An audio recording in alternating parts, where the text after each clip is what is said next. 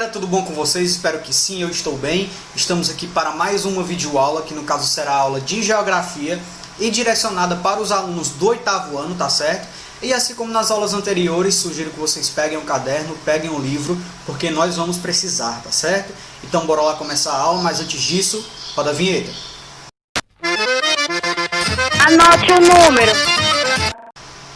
Então, gente, capítulo 3, Mundo Atual. No primeiro momento, a gente procurou discutir os fluxos econômicos e financeiros em nível mundial, não foi isso? Além disso, a gente entendeu também essa importância dos Estados Unidos, que esteve inserido e até hoje ainda se encontra inserido nesse contexto de hegemonia em relação aos demais países do globo, não é isso? Além dessas perspectivas, a gente procurou discutir e entender também essas relações econômicas no contexto da globalização, não foi isso?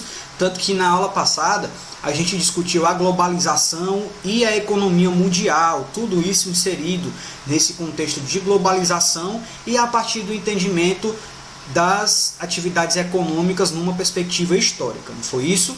Hoje o nosso objetivo vai ser entender o mundo pós Segunda Guerra Mundial, e quais foram os principais organismos políticos e econômicos que começaram a surgir após a Segunda Guerra Mundial, tá? Então vai ser uma aula bem tranquila, vai ser uma aula curta, uma aula bem objetiva, porque vai ser a nossa última aula em relação ao módulo e ao capítulo, tá certo?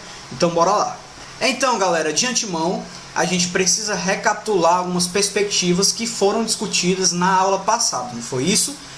O que é que a gente tem no pós-Segunda Guerra Mundial?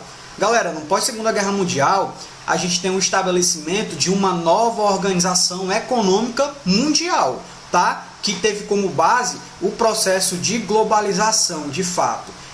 Esse novo sistema, ele foi impulsionado, sobretudo, pelos Estados Unidos e pelos países aliados, não foi isso? Nesse pós-Segunda Guerra Mundial, o que é que a gente teve por parte dos Estados Unidos, dos norte-americanos? De fato, para organizar essa expansão comercial e aumentar algumas perspectivas econômicas, eles criaram algumas regras e alguns órgãos, no caso, não é isso? A gente pode citar o Banco Mundial e a gente pode citar também o FMI, não é? O Fundo Monetário Internacional, certo? Então, galera, essas instituições e esses acordos, eles de fato iriam criar um padrão monetário que deveria ser utilizado no mundo todo, tá? Naquele primeiro momento ali, o padrão monetário foi o dólar-euro, tá certo?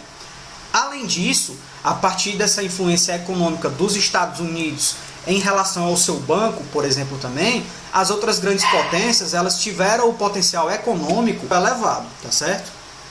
Esse padrão monetário durou até 1960, que foi aquele período em que, de certa forma, os Estados Unidos entrou em crise no período da Guerra Fria, né, por causa dos investimentos na corrida armamentista, tá certo? Porém, galera, esse padrão dólar-euro, ele foi abolido pelo FMI definitivamente em 1973, tá certo? E isso fez com que, de certa forma, o dólar caísse em desvalorização em relação a outras moedas de outros países, né? Então a gente pode citar aí as moedas japonesas, o iene, não é isso, no caso? Em relação ao Banco Mundial, galera, o que é que a gente tem? Ó? O Banco Mundial, no primeiro momento, foi criado para tentar direcionar uma ajuda aos países que foram devastados, que tiveram prejuízos com a Segunda Guerra Mundial, tá certo? Então, no primeiro momento, o Banco Mundial foi criado para isso, para dar o apoio aos países que sofreram na Segunda Guerra Mundial. Porém, num posterior momento, o Banco Mundial começou a financiar, começou a ajudar os países subdesenvolvidos também, tá certo? Então, ele financiava, por exemplo, a construção de infraestrutura básica, tá? A construção de hidrelétricas e de outras coisas, certo?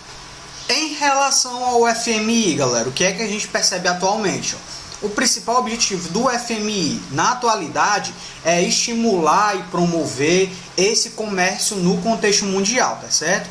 Além disso, um dos seus objetivos é tentar evitar esses desequilíbrios econômicos para que de fato não aconteça crises econômicas no contexto mundial, tá certo?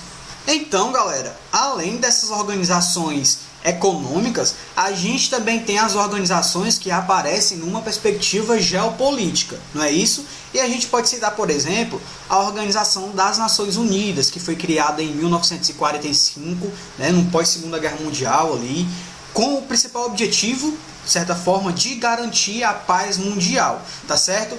E além disso, além de garantir essa paz mundial, ela vai se inserir também no contexto de cooperação internacional entre os países e também vai trazer algumas influências na perspectiva econômica, social e humanitária das nações, tá certo? Em relação à ONU, o que é que a gente pode falar, gente? Ela vai promover algumas ações por meio das suas agências, tá? Um exemplo de agência é a FAO, que é a Organização para a Agricultura e Combate à Fome, que vai atender essas questões relacionadas à segurança alimentar, tá certo? Além disso, a gente tem também a Acnur, que pode ser traduzida como Alto Comissariado das Nações Unidas para os Refugiados, tá certo? Então é a agência que vai ser direcionada para, de fato, as questões dos refugiados. Show? Vai buscar ali auxiliar nessas questões dos refugiados pelo mundo, certo? E a gente tem também o Programa das Nações Unidas para o Desenvolvimento, tá? Que no caso é o PNUD, ou PNUD, que vai medir o índice de desenvolvimento humano e a qualidade de vida das populações do mundo. Show? E lógico, galera, com o objetivo de praticar, sugiro que a gente resolva uma questãozinha rapidex, tá certo? Então abram um livro aí, na página 462, pra gente resolver essa segunda questão aí, tá? Com base no conteúdo que a gente acabou de ver. Então bora lá, segunda questão, página 462. Bora lá, segunda questão. Assinale a alternativa que indica o nome do órgão que foi criado com o objetivo de fomentar a reconstrução da Europa após a Segunda Guerra Mundial, mas atualmente investe em infraestrutura nos países em desenvolvimento ou subdesenvolvidos. E aí, galera? E tem a FMI, Fundo Monetário Internacional? Não, né, gente? Banco Mundial? Esse é o item correto, né, galera? O que foi que eu falei naquele momento anterior? Que o Banco Mundial foi, de fato, construído naquele período pós-Segunda Guerra Mundial, né, no primeiro momento com o objetivo de reconstruir, de dar uma ajuda econômica a esses países que foram afetados na Segunda Guerra Mundial.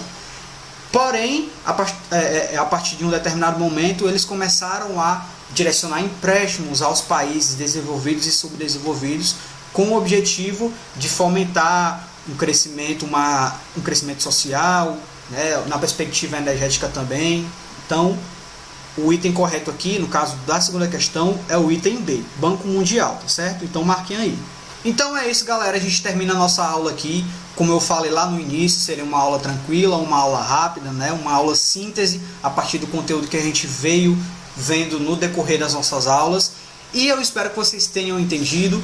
E vocês já sabem, né? Caso não tenham entendido, podem entrar em contato comigo pelas redes sociais, falar com a escola, tá certo? Então existem múltiplas ferramentas que podem aproximar a gente com o intuito de tirar essas dúvidas ou de fato de expandir a nossa construção, tá certo?